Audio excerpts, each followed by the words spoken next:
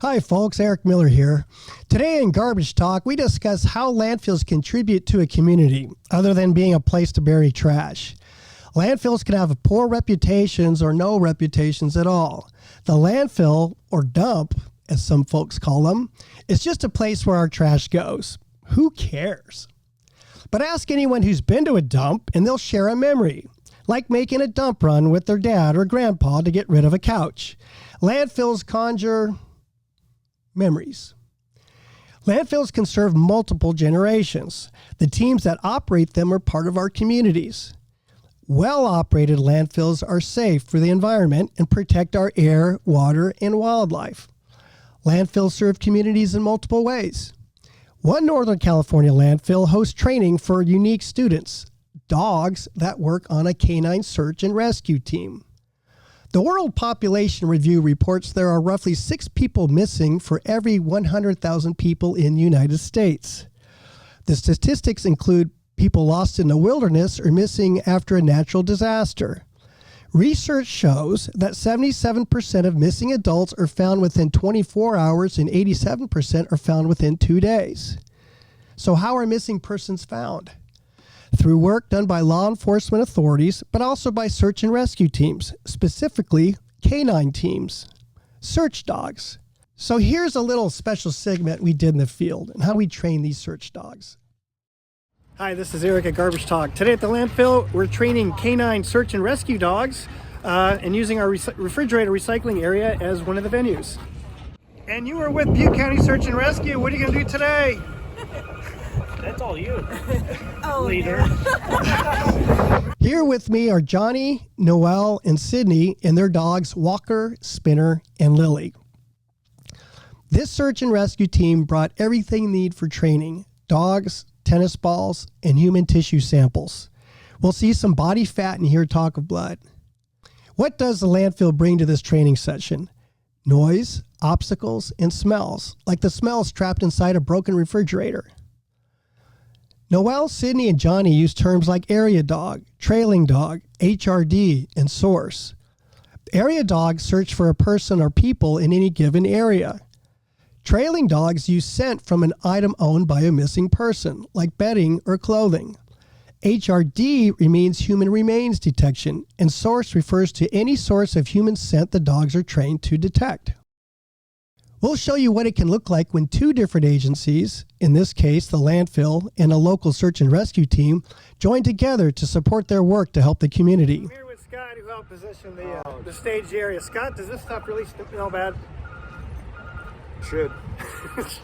Canine search and rescue teams date back to 1660, when St. Bernards helped Augustine monks find lost and injured travelers in the Swiss Alps.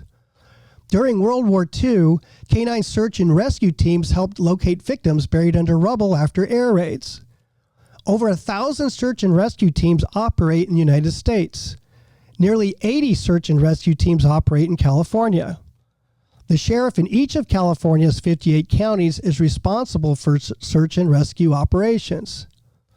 So what is the career for a search dog? Well, it depends on a lot of factors.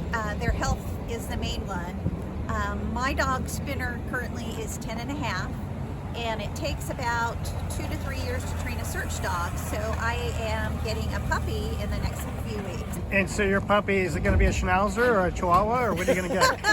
Well, I was looking at dachshunds, but they don't go over cliffs and rocks and trees very well, so I'm going to get another lab. And Johnny, who are you going to have with us today? So we have Walker, who is a black German Shepherd. He is 19 months old right now. Got him when he was 10 weeks old and been training with him ever since, and for an area search. I am part of the Pointy Ear Club, as Noel is part of the Floppy Ear Club. Floppy ears rule.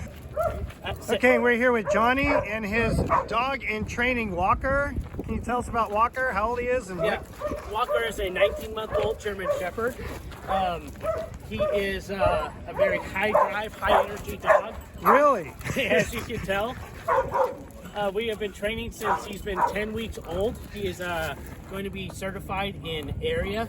Athletic dogs with a strong disposition in it and endurance are the best performers. They must be able to hike mountains, climb boulders, or walk on log jams and creeks. A dog lazing on the couch won't want to spend hours on a search. Time is critical. Large dogs cover more area faster than smaller dogs. What do you have there, Noel? Little blood, little blood. From where? From who? It's actually my own. Oh, jeez. The canine handlers hid these samples in and around the fridges, then released the dogs. Sometimes the handlers and dogs work together in pairs. They also practice searching in the tire recycling pile to see if rubber interferes with the dog's sense of smell.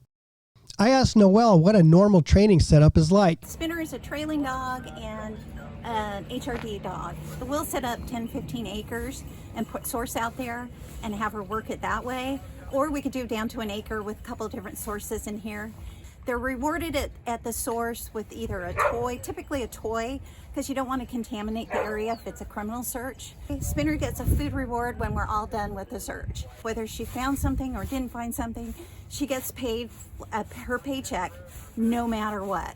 You try to make it fun, they get play, they get food. She's a floppy-eared dog. Floppy-eared dogs are usually very food motivated. When you pay Spinner her reward, is it a ribeye steak? Today she had steak and cheese. So what's the typical training period? It all depends on what we have set up. So sometimes the wilderness training will be several hours long because we are using large acreage, but this went really fast. I've got to tell you, this is our second time here. Big change in the dog's response and the fast, quick alerts that we're getting because they've been exposed to all the odors you've got here. They've been exposed to the noise. I mean, it's a fabulous place for us to train. When you were on an urban site, do you have the dogs wear protection on their feet?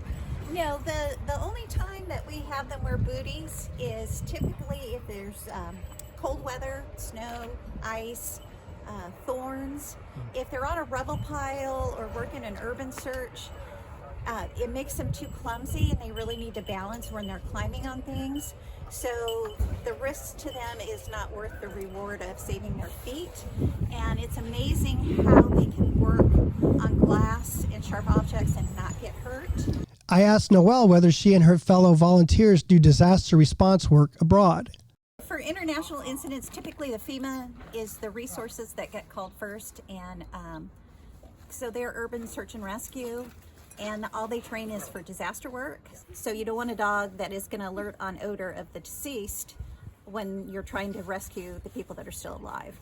So then once the live find have gone through, then you work the deceased dogs, the HRD dogs, after that. Noel and her colleagues respond to incidents throughout California. In 2022, the California Rescue Dog Association participated in 260 searches statewide, logging more than 90,000 miles and over 6,000 hours of searching. When you retire an older search dog, it becomes a pet? Yeah, absolutely. Just becomes a pet. Lives out its best life, eating treats and laying on the couch. All right, we're wrapping up training today. Thank you so much to Johnny, Noel, and Sydney and their dogs, Spinner and Lily and Walker, for training today. Really good to see you. Thank you so much. We Thank really you very appreciate you much. hosting us. It's an awesome opportunity for us. Walker loved it. Yes, Lily had a great time. Fabulous The dogs day. had a great time. I had a great time. That's it for now. See you next time at the landfill. To support search and rescue canine teams, contact your local sheriff's department. Teams have ongoing needs for training, supplies, equipment, and veterinary care. Or if you can offer a training area on a large property or even a landfill, let them know. Our communities will be stronger when we collaborate.